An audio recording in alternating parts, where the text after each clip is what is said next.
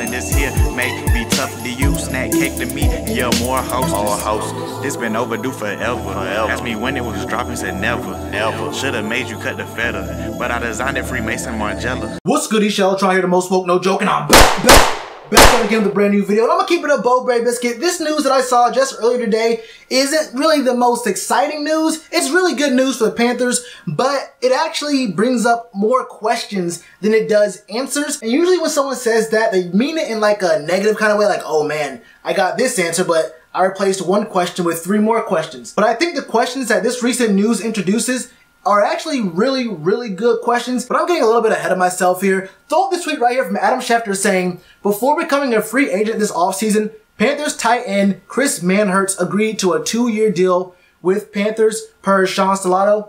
This is, like I said, some pretty decently good news. Is this only our second player that we've signed before they can hit free agency? I know that we just signed F.A. Abada to a new deal, basically almost immediately after we found out that we were getting a game in London. We said, hold up. We got a player from the UK.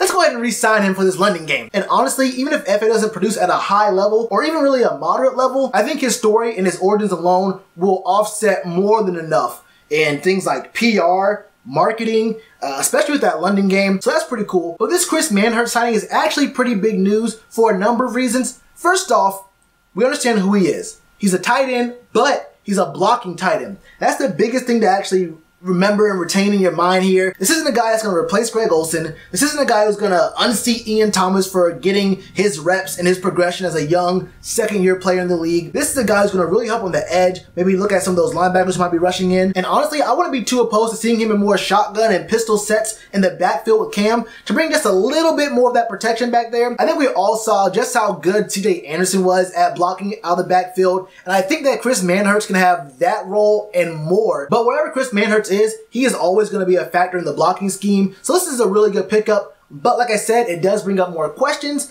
I did mention it wasn't going to like unseat or decide whether or not Greg Olsen was going to come back. But that doesn't mean there won't be any questions about what direction the team goes into. Not only because of his injury history, but because this is going to be another year of us holding on to 3 tight ends. I mean, do we get rid of Alex Arma, who plays a similar role? I mean, fullback tight end in the league is almost the same thing in certain respects. You're basically just blocking. You might get a run once or twice a year, and you might get a catch. I mean, 2 or 3 times a year if you're a blocking tight end. You might try to throw in a trick little scheme here or there. The real question is, do the Panthers really want to carry 3 tight ends on the roster this upcoming season with the cap room we have? And don't forget, that's a roster spot taken by a player who's, at this point in his career, we have to call it what it is. Greg Olsen is basically injury prone. And it's not like he's brittle like, oh, 1 year he broke his arm and another year he hurt his ankle. It's the same injury happening over and over again. And these injuries aren't like just years apart. He broke his foot last year, came back, broke his foot again early on this season. I think it was game 2 versus the Falcons where he got hurt. He was out for 4 games, but 5 weeks. And then he got hurt again in week 13 and didn't play from week 14 on. So we understand at this point, 3 injuries in a matter of what? Let's call it a year and a half. A roster spot for that kind of player might be kind of a high price to pay for certain teams. But I will say this, with the team parting ways with Thomas Davis Sr., I actually really regret I couldn't make a video on that. I was handling a few things during that period of time, like a week or 2 ago.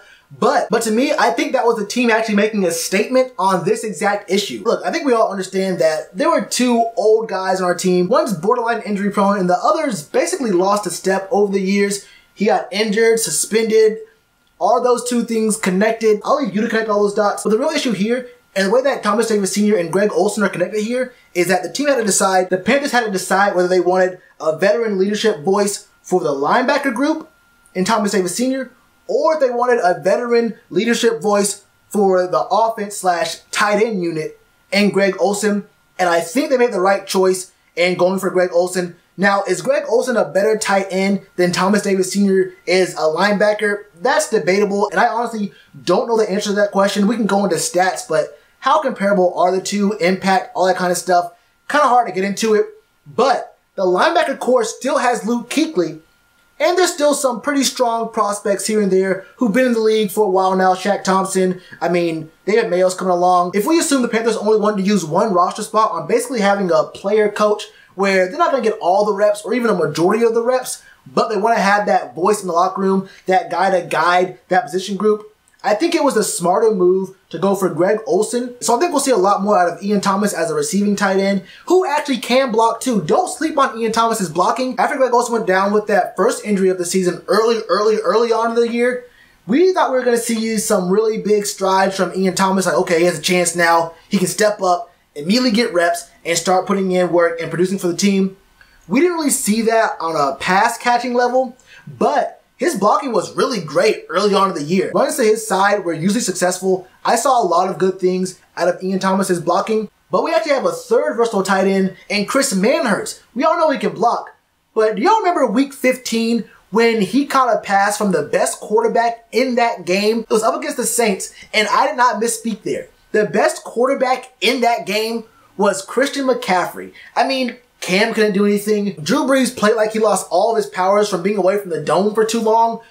Christian McCaffrey, 1 pass, 1 touchdown, 50 yards, Chris Manhertz. As of right now, the details of his contract aren't exactly fleshed out. There's no actual dollar amount attached to it. All I know is last year he got paid $630,000. I mean, the Panthers are in dire need of some kind of protection up front, so he could have potentially been in a power position to maybe get a little bit more money because, hey, I can block. And Greg Olsen may or may not be healthy for a lot of games next year, so you might need me. I don't know what the numbers are. I'll pin that comment in the comments below when it comes out. But what are your thoughts on this move? Was it a good move? Was it a bad move? What are your thoughts on the future for Greg Olsen, Ian Thomas, and who else of our remaining free agents on the team still do you want to see us sign before the whole free agency market really starts booming? I think that's starting in what, like mid-March? Either way, man, let me know in the comments below, and you already know to do with that like button. Cheers to you, appreciate the chance. Been told y'all I been the man. Been told y'all I had the gift. Tell a friend to tell a friend. Real ones gonna recommend. Count this as another win.